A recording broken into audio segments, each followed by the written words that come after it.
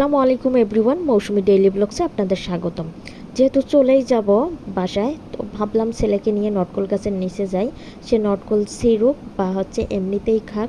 আমি ছোটোবেলায় যেমন এই নটকলগুলো যখন কমলা কমলা থাকে, মানে একদম বাড়তি হয়নি, তখনই কিন্তু লবণ দিয়ে খাইতাম। ছোটোবেলার অনেক স্মৃতি এই নটকল খাওয়ার। আমাদের পাশেই জঙ্গল ছিল, ওইখান থেকে অনেক নটকল নিয়ে আসা হয়তো, এই লবণ দিয়ে খাইতাম। তা আমার ছেলে একটা কামড় দিয়ে সে হাসি দিচ্ছে, মানে অনেক টক ছিল, সে আর খায়নি। তো এই তো নটকল গাছে সে গিয়ে নটকল ছিঁড়ল, নিজের হাতে ধরলো। কারণ আমরা তো আর নটকল পাকার সময় হয়তো বা থাকবো না, এই জন্যই ওকে নিয়ে গেলাম। আর আমি কিছু ফল ফলাদিও নিব, এই জন্য বাগান বাড়িতে যাওয়া। তো সে এই তো নটকল গাছে গিয়ে কয়েকটা নটকল ছিঁড়ে ফেলাই দিছে, আর মুখে দিয়ে টক লাগছে, সে আর নটকল ছিঁড়ে নেয়নি। পরে ওকে বললাম বের হয়ে যাও, আমরা বের হয়ে যাব। সে তারপরেও একটু থাকবে। তো পরে আমি এই তো শুধু উপরের ডালেই যা নটকল আসছে, আগে তো খুবই নিচে নটকল গাছের কম গোড়ার আসছে। নিচের দিকে ফেটে ফেটে নটকল আসতো। তো এইখানে একটা গাছই আছে, আমাদের আরেকটা বাগানে কয়েকটা নটকল গাছ ছিল। তো সেইগুলো আব্বু কেটে দিয়েছে, কারণ চোর নাকি নটকল গাছে গিয়ে বসে থাকে, এই জন্য কেটে দিয়েছে। যাই হোক, এই দেখেন আমার ছেলে হাতে একটা নটকল নিয়ে আসে, অনেকগুলো নটকল সে ছিঁড়ে ফেলেছে। আর এখানে এই যে সুপারি, এগুলো চারা। তো এই সুপারি চারা দেখা যায় কোথাও লাগাবে, হয়তো বা পরে বিক্রি করে দিবে। অনেকগুলো সুপারি চারা হয়েছে, আর সুপারি চারার কিন্তু দামও আছে। যাই হোক, আব্বু এখানে অনেক সুন্দর করে সুপারি চারাগুলো লাগিয়েছে। আর এইদিকে দেখেন, মুরগি দেখলেই আমার ছেলে ভয় পায়, কারণ তার আগের বার মুরগি ঠোক দিচ্ছিল।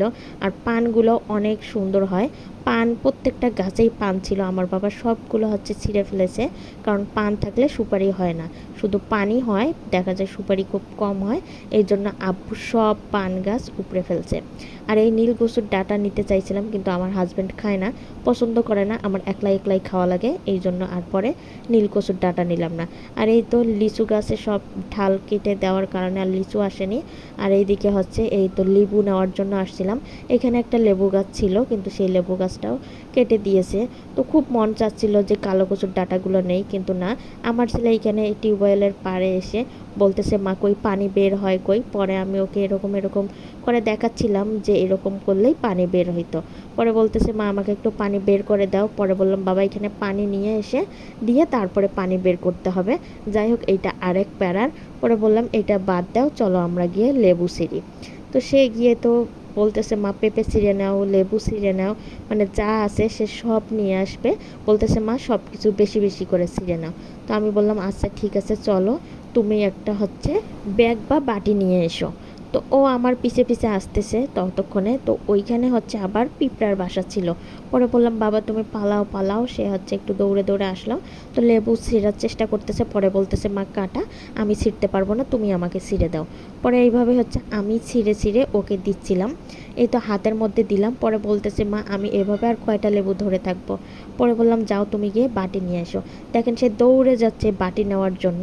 আমার ছেলেটা যে এত বোঝে আর এত গোছালো সে। এই তো আর এইদিকে দেখেন আরও সার ফেলানো হয়েছে চতুর্দিকে। এইদিকে এগুলো নতুন গাছ লাগানো হয়েছে, আর এখানে তো আদা লাগানো হবে। আদারও তো এখন অনেক দাম। আর এইদিকে পুরো জমিটা অন্য কিছু লাগাবে না, আমিও বলছি যে অন্য কিছু না লাগায় আদা টাদা বা শাকসবজি যাই লাগাক ভালো হবে। আর এরই মধ্যে দেখেন আমার ছেলে আবার বাটি নিয়ে আসছে। আর এইরকম করে ওকে লেবু ছিঁড়ে ছিঁড়ে দিচ্ছিলাম। ও যে কী খুশি হচ্ছিল, আর ওকে দেখে আমার এত ভালো লাগতেছিল, ও খুব খুশি হচ্ছিল। পরে বললাম, বাবা তুমি আবার কিন্তু পিঁপড়ার বাসার দিকে যাও না, কারণ লাল পিঁপড়ার বাসা মাঝে মাঝেই একদিকে থাকে। ও তো ছোটো মানুষ, বোঝে না কোন দিকে গেলে পিঁপড়া কামড় দিবে। একটাই শুধু পিঁপড়ার বাসা ছিল, কিন্তু সে ঘুরে ফিরে সেখানেই যাচ্ছিল। পরে বললাম, বাবা হয়েছে, আর লেবু ছিঁড়ে নিব না। এদিকে আমার বাবা আবার মাছ নিয়ে এসে আমাকে ডাকাডাকি করতেছে, কারণ জানে আমি যেহেতু ভিডিও করব আর মাছগুলোও দেখাবো, এই জন্য আমার বাবা নিয়ে এসেছে। আর মাছগুলো অনেক ভালো ছিল। আর আমাদের এইখানকার মানুষেরা মনে হয় এত বেশি খায়, মানে সকাল সকাল গিয়ে এই মাছ নিয়ে আসতে হয়। আজকের মতো এই পর্যন্ত, আল্লাহ হাফেজ।